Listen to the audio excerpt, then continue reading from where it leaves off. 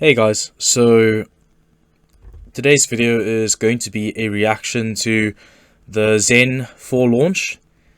Some stuff I've seen online that I don't necessarily agree with, and just a video in general explaining some things. So first thing I want to address is actually just let's get into the question everyone's asking, and that is, why didn't AMD just enable DDR4 on Zen4, right? Well, I have a few ideas, and the first is going to be this. So, with Alder Lake, guys, I don't know if I've mentioned this before in a video, but Alder Lake changed the way in which they did IMCs, but the way Intel's engineers found it enabled this kind of design. So, with 12th gen, you have two IMCs in every single chip. So if you're in your BIOS, you can even see that you can, for example, disable IMC1 on channel A or B or whatever. But each IMC comms with both channels. So as you can see, with DDR5, you can have communication to channel A and channel B at the same time. With DDR4, obviously, because the RAM sticks don't have sub channels on them, so these two take that little gap in the middle. Kind of separates the bank groups, because you can't actually interact with different the different bank the different whatchamacallit groups on the DIMM. If I can show you my memory, so you have 4 32-bit subchannels, right? And that's because each DIMM has 2 subchannels, whereas DDR4 was just, if you can see, 64 bits per DIMM, right? So because you can do this, right, IMC1 will interact with both DIMMs. It can. So that's the cool thing about DDR5. Now, with DDR4, the IMC is just as efficient, so the IMC action DDR4 with Alder Lake does better than the Comet Lake and Rocket Lake IMC, actually. But you don't get the 4 subchannels, but you still get the 2 64-bit ones, and you get the more efficiency because you have 2 IMCs, each taking a channel, basically. Now, the thing is, with Intel, because they did it this way, and their IMC is kind of designed this way, and because their IMC doesn't fundamentally change between the 2 technologies, so if I can show you, I can just Google this. So, obviously, Intel 11th gen brought the gear ratio, idea.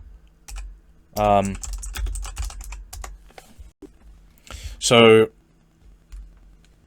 basically, back in 11th gen, we started seeing these 5,000 megatransfers, DDR4 kits, and they worked for Intel and for Ryzen. Obviously, Ryzen always had the option of running the IMC at 1 to 2 mode, right? So Ryzen always could do that, and the only problem was that people would say that apparently this was AMD's whole shtick back then, was IMC to FCLK to DRAM 1 to 1 to 1, right?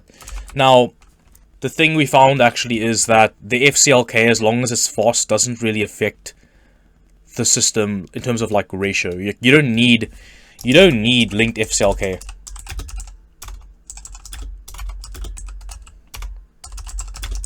And if you guys recall my trolling of AMD back in a few weeks ago, if I still have it, I don't know if I still have it. It was Frank Azier's Discord thing. So yeah, Frank Azier was saying, was it Frank Azier or was it no, sorry, Robert Matlock. Frank Azier's the GPU guy. Robert Matlock was saying on Discord to this guy that apparently you didn't need a linked FCLK. It just had to be fast. He's actually correct. The thing is, why I was clowning was because AMD changed their narrative. In previous generations, from 6th gen Intel, from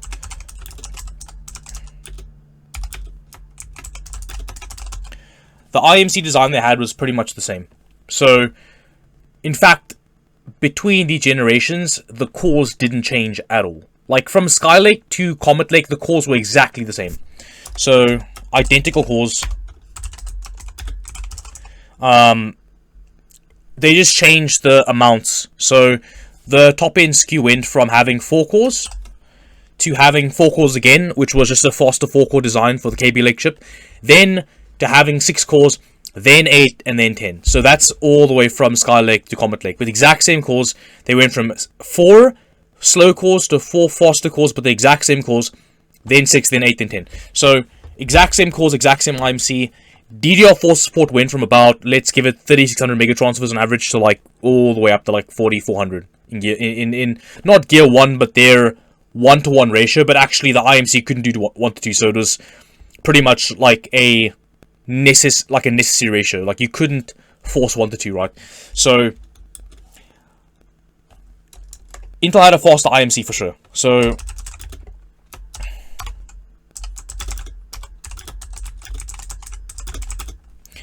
their IMC could do 1800 megahertz to, I mean, you could even do up to like 2300, right, on some Comet Lake chips.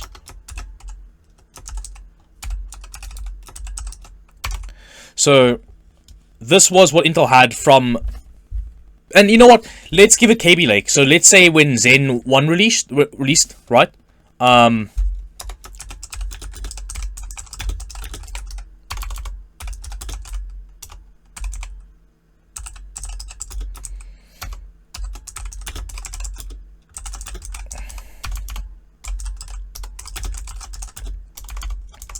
So Kaby Lake already could do like 2000 megahertz on the IMC.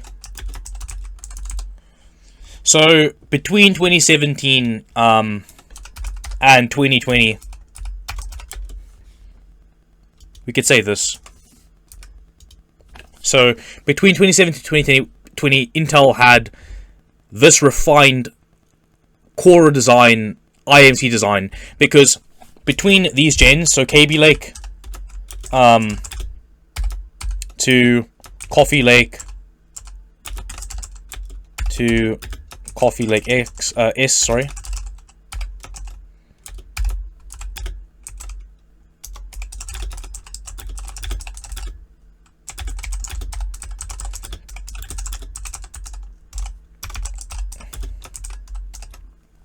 Right, and they did refine the node, obviously, but the node refinement didn't really affect clock speed, because remember, you could already clock this up to 5 gigahertz, and this one had about the same of a cap, right? This one, the same thing, more or less. Same thing, more or less. Like 5 gigahertz was your target, but not every chip would do 5, and not every chip would do more than 5. Just depending on the bin and your cooling capacity. But essentially, the architecture didn't really change much. It was just a core upgrade. IMC was pretty identical. So that's the thing. That was Intel's kind of IMC model. Now the thing is, that actually affected game performance if you actually tuned your RAM, and AMD kind of needed a way of quelling the idea of our RAM is extremely slow. So AMD was like, well, our IMC can't do more than X, which wasn't very high, by the way. So AMD's IMC, like Zen4, maybe could do maybe 1500.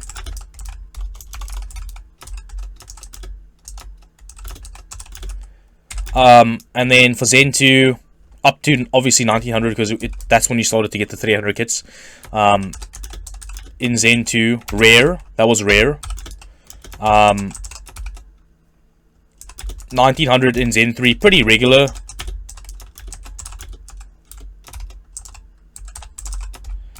And now by Zen4,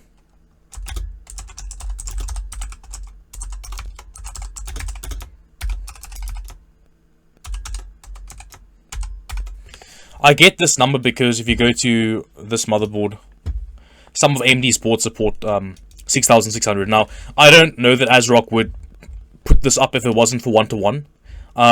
If they mean 1-to-2, maybe they mean 1-to-2, but for 1-to-1 ratios, this is what it does. Now, admittedly, I haven't seen the Zen4 BIOS. It could very well be that AMD are not allowing 1-to-2. So AMD might have changed the IMC completely. Like, we don't know. AMD literally might have said, screw this 1-to-2 ratio shit, we're done. Like, I think AMD might have actually done that. I think they might have actually scrapped the whole 1-to-2 ratio thing, because it's no longer really needed. In a way, because, I mean, the IMC runs so fast, and the IMC is pretty much hitting what they would like to keep their D5 compatibility at. I don't know that you can do 1 to 2. I mean, maybe you can, but I don't know if you can. Like, I'm not sure what they did, but their IMC changed tremendously. Like, tremendously. Like, it changed so much. So I'm beginning to think that you might not even be able to do, like, 1 to 2 anymore. I think this actually is, like, what they want you to do. I think that the limit is the limit, and going 1 to 2 doesn't work. Like, I don't think you can do, like a slow 1500 megahertz IMC or some shit and then just, like, have it, you know, maybe you can. Maybe you can do, like, a 2000 megahertz IMC and then have the RAM at, like, 8000. Thing is, I don't think you can. I don't think you can, because that would take a different system completely. Like, that would change how the IMC works, right? So now I have to admit, I don't understand why this is the case, like why that's the way it is, but for some reason IMCs can only, like, IMCs tend in engineering, like, they tend to be made in a way where they're communicating with the RAM 1 to 1. So whatever the RAM's clock cycle actually is, like the clock speed is, not the transfer rate, but like the clock speed, the RAM matches, and then that's been that way for a while until AMD changed it with the whole, like, ratio thing, and then Intel matched the ratio thing by introducing gears, but the gears are just the same thing, right? Now, I don't know why that is, but it has to be 1 to 2 or 1 to 4, or I guess 1 to 16 or 1 to 8 even. Like, you get the point. It's like, it's not, it's a kind of like a by 2 thing. I'm not sure. It's like every other clock cycle or every, you get the point. So that's kind of how it works. Now, this argument is just to explain that basically the way AMD and Intel doing their chips, like the way they're like doing D5 and the IMC design, it was just so vastly different that there is no possible way AMD could have done it. I don't, like, AMD would have given us D4. Like, they would have. Now, why I'm saying that you probably can't do 1 to 2,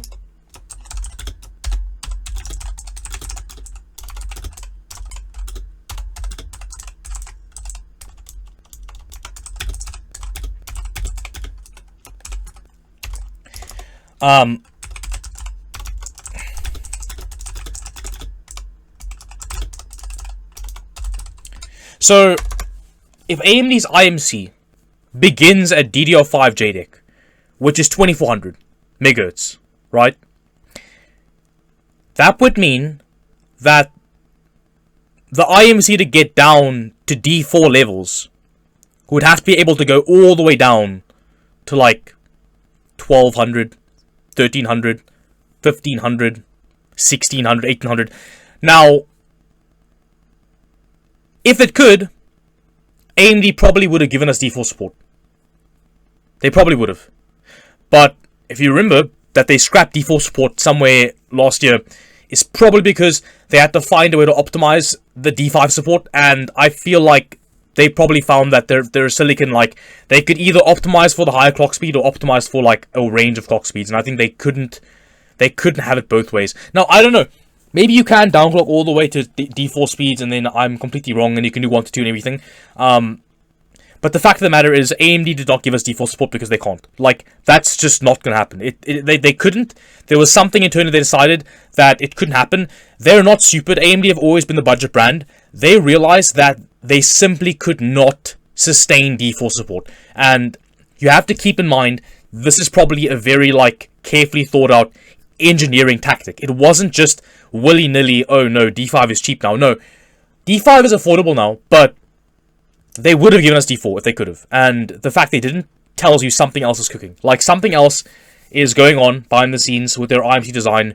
They could not give us D4 support. So that's something everyone has to get through their heads, is that AMD could have released a CPU architecture that was D4 only or D5 only with good default optimization, and then they could have released the architecture with like D4 and D5 that would have had really crap D5 support.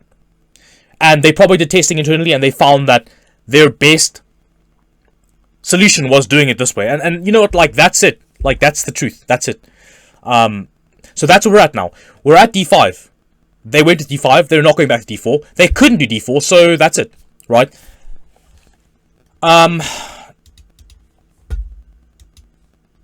So now that's out of the way. Let's move on to why these statements aren't correct.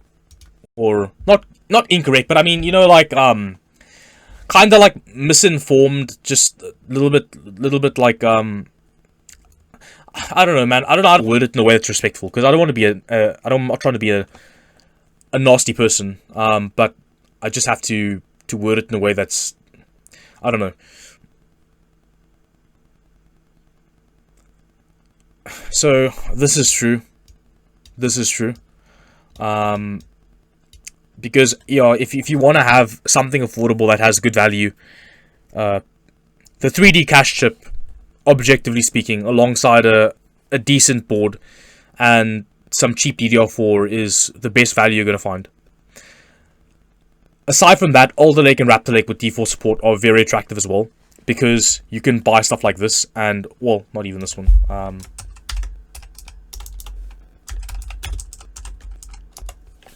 So you could buy a DDR4 motherboard, and then, you know, they're quite cheap. So oh, this is D5. What the hell? No, give me DDR4 one. This one. Okay, this is too expensive. Fuck, man. Let me find. Too expensive. This one's D4, but this is quite a crap board. This one's D4. Okay, so the Dash P is a fairly okay, kind of crappy, you know, low-end board, but it does the job. And this one as well, the Dash A is probably the better bet. For $200, I think that's about what people want to pay for motherboard, so that's about what you're paying for if you want to have D4 support on Alder Lake and still have a decent-ish experience. But this board will do most of what you need, so that's an advantage, because you can pair a board like that instead of having to go all the way up to something like, if I find a DDR5 board that's affordable, you can already see, even at the low end, if you want to have a decent D5 board, you're paying $250. And this, like, you guys know, you know, this board, and then, oh, this is also a very good option actually right now. For this price, it's a really good option. This is a great deal actually. For this motherboard, look, this motherboard, like, $300 is a great deal. Like, there's no question. This is an excellent deal. You're getting a lot of motherboard for $300, right? You're getting a cracked VRM, you're getting 8 PCB layers, you're getting pretty good D5 support. You're getting 1T, can do 1T. Yeah, so this motherboard's a good option, but people want value and they want below $200, and if you want below $200, you need D4. So for that reason, Alder Lake and Raptor Lake with D4 are still the better value for gamers in general, for sure. And that's just that. However, though, some of these cheaper D5 boards are becoming a bit, you know, really affordable. The problem is now, that's a slippery slope, because you're asking yourself, like, a cheap board like this that maybe maxes out 6,000, is that competitive versus buying the A Pro and then doing like, you know, DDR4 4000 Gear 1? No, DDR4 will win in gaming, you know. It won't win in, like, workstation stuff, but in gaming it'll win. So you have to ask yourself, like, is buying a cheap D5 board worth it? Probably not. Okay, DDR5 boards have to be expensive, because they need to have components that enable a good experience. And when I say that, I mean what's currently being observed with Raptor Lake and with X670E. So, unfortunately, you guys are going to notice that... is there a video I want to watch? No. I have the YouTube pulled up here. So...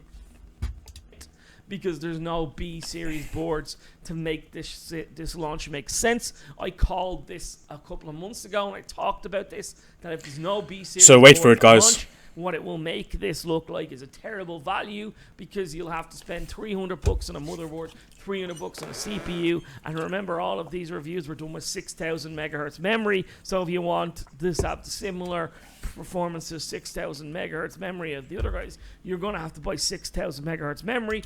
That's wrong. Which is also about $250 or $300. That's quite wrong. So we'll move on now, but I want to find some more takes. So, this one. This is true. This is very true. This is very true. Raptor Lake is a better bet because D4. So, completely true. 100% correct. This is true. This is completely true. Yeah, relative performance for sure. Like, in terms of price performance, it's terrible value. But in terms of the pricing of the actual item, it is what it is. Right? Sorry, guys. I apologize. That was an accident. This is true, but not in a vacuum. Like, this is true relative to what he was saying in the previous tweet, right? So his previous tweet was completely correct. Like, the value it offers is horrible, right? Same as with what frame chasers like to say about D5 Alder Lake. Completely true. Value-wise, it's hard to get value out of it. It's very hard to extract the value out of a D5 platform right now. Because to have a good experience, you're gonna want a good board, and you're gonna want better binned Hynix, but you can get cheap kits like I'll show you just now. But yeah, from a value perspective, for sure, they're both correct, 100%. Value-wise, these DDR5 platforms aren't offering much value for gamers. They do have content creation benefits, but even there, they're quite limited. And most gamers, again, won't be using DDR5. And most content creators are using Threadripper and stuff like Epic and whatever. So it wouldn't even matter, right? Now, where I don't agree is a different tweet. I have to find it now. It's something... it's not that one.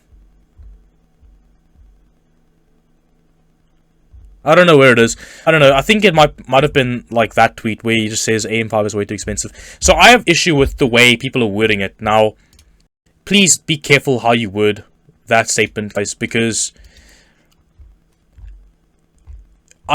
it ends up becoming this thing where you sound like you don't know what you're talking about. And I say that again with all due respect. So, to set the record straight, most individuals did not spend the whole year tuning DDR5 and researching why DDR5 issues were what they were. There were reasons for them, which I'll obviously tell you just now. But I've mentioned it before in the past. So, if I want to check, is this... No, it isn't.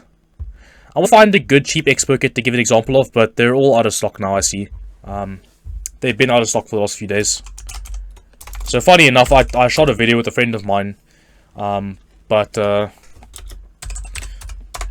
didn't have the recording set properly, so it didn't work. Oh, cool. So we finally have some examples. Okay, cool. So when Paul says that you need $250 or whatever, $300 to have a DDR5 kit, I think he said $250. I think it was $250. That's not true. So the expert kit that they were testing with was the C30 version. So it would have been this one. This is 280S. The C32 version is 220, right? And then you can get the 6000 Flat36's Samsung kit for 220. Now, actually, for AMD, Samsung might actually be a good option because you can run lower TRC than TRP. In fact, you can drop Samsung's TRC TRP all the way down to like 33, right? So, if you're stuck at up to 6400 with AMD, you might be better off buying Samsung this time around, actually, which is kind of interesting. Hynix right now does not offer good performance at low speeds. It's purely a high-speed IC. If you want to get 7000 plus, Hynix is your bet. If you want to get 6000 with low timings, low primaries anyway, you're going to want Samsung. Now, as you can see, these kits are not that expensive. 220 is not that crazy for a 2x16 kit. The thing is, it's confusing because the standard was 2x8 and D4. So you could always recommend a 2x8 kit for DDR4. With DDR5, you're starting at high capacity, so it makes the price appear like a more, a worse value. But actually, like, it's not really changed, is it? So, if I compare it to DDR4, we have to go B-die because it's hard to compare other D4 ICs. They all kind of suck. So, if I go Samsung B-die, let's see what comes up. But, too expensive, for example. So, this is a good example. Here we go. So, T-Force T-Create 2x16 36C14. So a good IC bin. That's a good bin, right? You can't argue. That's a good bin. 225 is a good deal. It's a pretty good deal for decent B-die, right? I can find the HP kit maybe, but I think it might be out of stock because it was the other day. I can try and find it for you guys though, and then we can just discuss a little bit. Oh wait, it's not going to come up like that. I have to do this. CL14. So it is still out of stock, unfortunately. So this kit was 210 for 36C14 HP. Now you could buy something like this again for 210, which will actually perform pretty similarly to the Team Group kit. Like, you don't actually need this bin of B-die to get good performance. So this at 210 is about as good a value as this at a 225. Now, personally, I would actually buy this kit because I don't like G-Skill, and I think G-Skill's heat spreaders are terrible. So I'd probably go with Team's kit. But yeah, so Team's kit 225, I would probably opt for this kit rather than the G-Skills.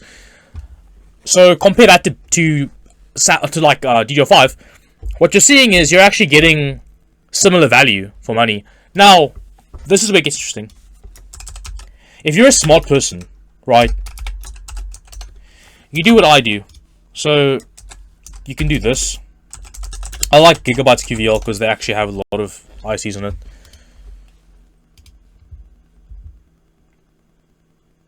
I do apologize, this video is not going to be like separated because I cannot be asked to create bookmarks for this many different topics in one video, so you're going to have to watch the entire video, but I'm trying to make this as informative as I can, so as useful as I can. So if you come down to memory support list on Gigabyte's crap, you can come down here and you can see that all of a sudden all these interesting ICs start popping up. So you can find Patriot's only D5 kit right now, right? You can be smart about it. Because as you can see, they only do Hynix right now. And you find this. Now, they have Vipers, yeah, that's Hynix too, but those are high bins, so they're obviously Hynix. What do you find? Oh my goodness. For $140. For $140, you're getting Hynix. Right? You're getting Hynix. And not crap Hynix. So, 4800 megahertz, Patriot, Igor, Lab. Here we go.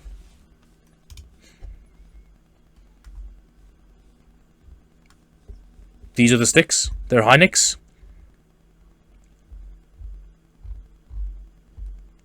8-layer PCB. So not the best, but workable, serviceable. And let's check the overclocking. So this is Skullbringer doing it. So this guy, you know, like Skullbringer is a serious RAM tuner. So let's see what he got out of it. So unfortunately with these cheap kits, the one drawback is you have this annoying PMIC lock, and certain BIOSes can kind of bypass them, but not always.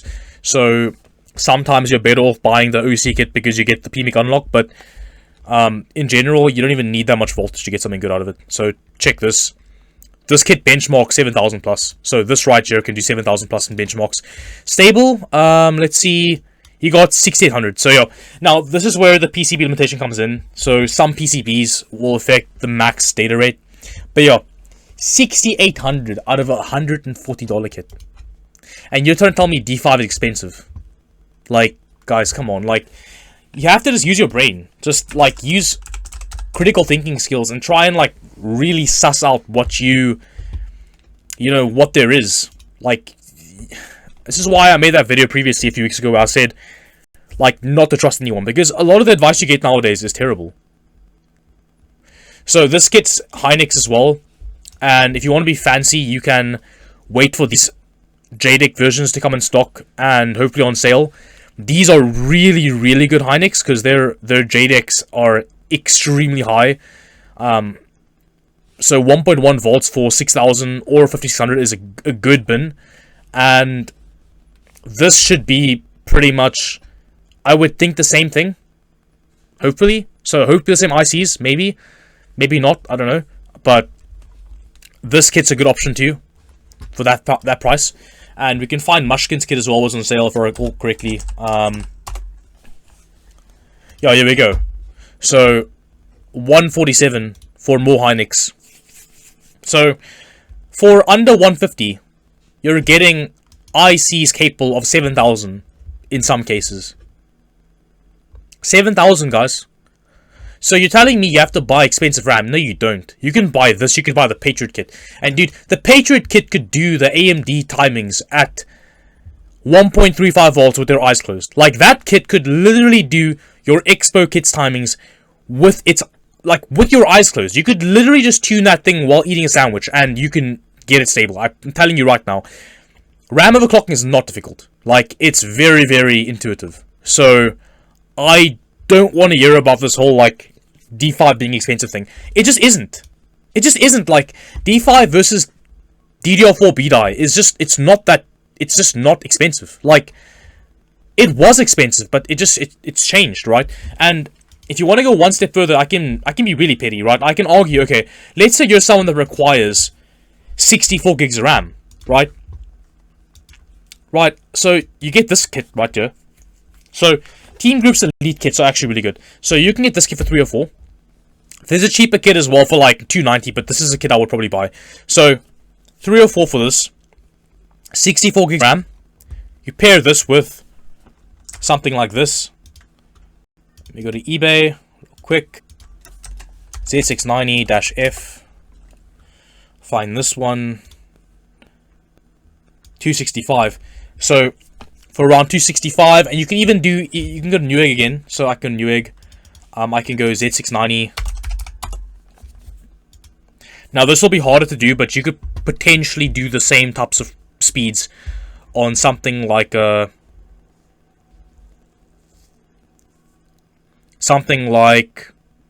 even. Like, potentially, I don't think you can, because MSI's D5 boards tend to be worse, but potentially, maybe. But I would say the safe bet is the Strix. The Strix board I've mentioned before is incredibly good. It's incredible value, amazing board. So for 265, you're getting 6400 potentially, probably 6200, but 6400 on a good day with this motherboard for this RAM kit. And you compare that to B-die.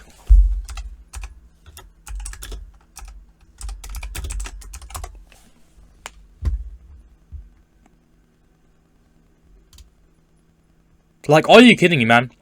And this is not nonsense, by the way. This is what a matched kit of B-die costs you. Like, a matched 64 gig kit of 4 sticks, by the way, because B-die does not come in 16 gigabit ICs. So, a matched kit of B-die is expensive as hell. Expensive as hell, dude. Like, it's always been this way. This is CJR. This is not even B-die. Let me try and find 3200 CL14 for you guys, because I don't want to have complaints. That's CJR. That's 2x32. It's not going to be. That's not going to be B-die.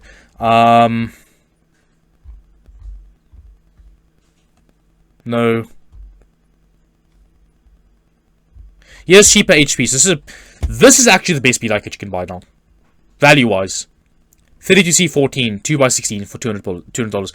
Oh, let's say you bought two of these kits, right? So you buy 2 of these kits. That's your cheapest way of getting 4 B-die sticks. That's $400. That's literally, like, DDR5 is 75% of the price. So 75% of the price for similar performance. Because remember, when you do B-die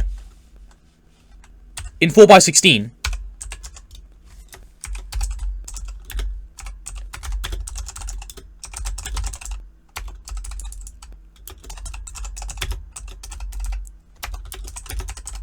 right? So if you're doing 4/6 of B-die, you're a dual rank if you're using X299 or Threadripper, right? But you're in quad channel but dual rank, okay? Now, with a dual channel board, if you're using 4/6 of B-die, you're in quad rank, which does not run very fast. So you're comparing slow DDR4 versus 6400 D5, right? So for 75% of the money, you're getting the same or better performance. out of the D5 config. Only because the D4 is slow. That's the only reason why. So let me just make that clear. I'm not saying that D4 doesn't have benefits at its absolute, max. I'm saying that in certain scenarios, like quad rank, where your IMC will be stuck at like 3600, on some samples 3466. Like, it could get really bad depending on how bad your chip is. You could be stuck all the way down at like 3200 quad rank, 3466 quad rank, 3600 quad rank. Like, these are realistic frequencies you could hit because of the stress in the IMC with BDI. So DDR5 has application for sure, and in terms of value, it's not bad value at all. At all. In fact, when you're buying a $140 kit that gets 7000, that is better value than DDR4 BDI. Better value, because you're getting equal game performance and you're getting better productivity out of a $140 RAM. Like, that's just, yeah. Like, I mean, you want to talk about boards, right? So this board, like I said, was 260, and that could do like up to 6600, right, on 2 sticks, up to like 6200 on 4 sticks, and then 2x32 high density 2 sticks would be like 64. So what do you need for 7000? Well, probably something like where's it now? This thing. So yeah, that's the problem, right? So if you want to get good speeds, you need like something expensive. You could buy that, or you could buy the Tachyon. The Tachyon is somewhere around, if I can find it now. So yeah, the problem is like inevitably motherboard.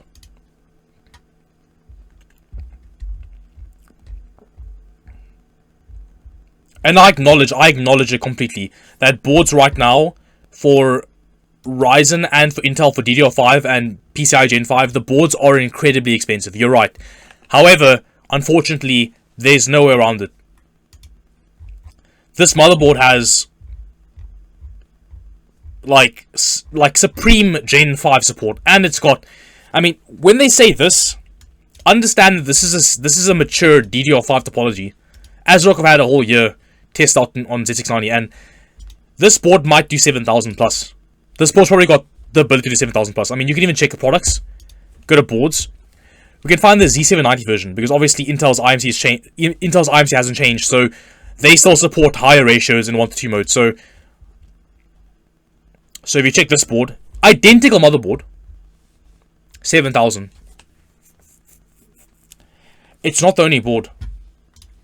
If I come to the specs of this board, 7600. And you see its brother on AMD side. It claims this, right? So it claims only this, but I'm pretty sure that they're doing this because of the IMC. But I think like these two boards are identical. PCB wise, 8-layer PCB, similar Gen 5 support, man, they're almost identical. Like, these two motherboards are pretty much carbon copies, no pun intended, right? So yeah, like, these two boards are as similar as can be.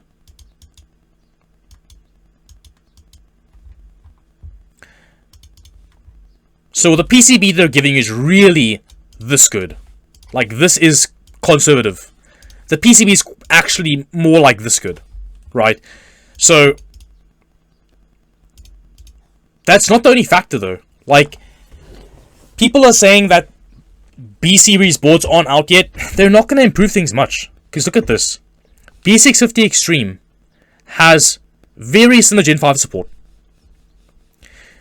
Only thing it's losing is lanes, and that's probably because it has less chipsets. So X670 has 2 chipsets. That's why you're getting more lanes, because the chipset has extra lanes. Like, it has 2 chipsets, so you have more chipset lane support, obviously. So that's why that's the factor. Like, that's why X670 has so much more lanes than B650, because X670 has 2 chipsets, meaning that literally you have a second whole chipset contributing lanes, right? But otherwise, Gen 5 supports similar to the two. The only one that has very, very minimal Gen 5 support is B650, like, baseline, right? But even this one, like, you're still on 4.0, so you're still doing 4.0 switches, and then, yeah, you could say that Intel's cheap boards do 4.0 as well, and they're still quite affordable. True, but look, the cost is coming from the PCB. A lot of it is PCB, and some of it is VRM. Now, I think potentially you might see some like $200 B650 boards that are like pretty good, like decent RAM support, and no Gen 5, right? So in a way, that is true. I think that in a way, B650 will help, because obviously if we have $200 boards, you can pair that with your CPU, like the Ryzen 5. It makes way more sense, right? But the current options we have, they cost what they cost because of their features. Like, this motherboard right here, it's not too expensive, okay? Like, what they're giving you is PCIe 5 on more areas than Alder Lake, and a very mature, like, PCB. Like, that's what they're giving you. And PCBs, you know, they're gonna have to bin, like, the PCBs better, so they're gonna have to, like, be more stringent. So with what they allow through to the customer, meaning QC is more expensive, meaning that they're gonna make less margin, if they keep selling at the same price. So they had to keep the prices kind of high, because the motherboards themselves are just more expensive to make. Now, you could say it's not your fault, true, but like I said, this is not a fault of AMD, it's more the fault of the advancing tech, right? That's the thing. So, takeaways are, DDR5 is not too expensive. The motherboards themselves are worth what they cost, because you're getting features that you, like, the features just cost money to implement, right? So, Gen 5 switches, more expensive PCB QC, more R&D costs, engineers working overtime, better PCBs in general, like more layers. That's the thing. And, yeah, I hope that clears things up.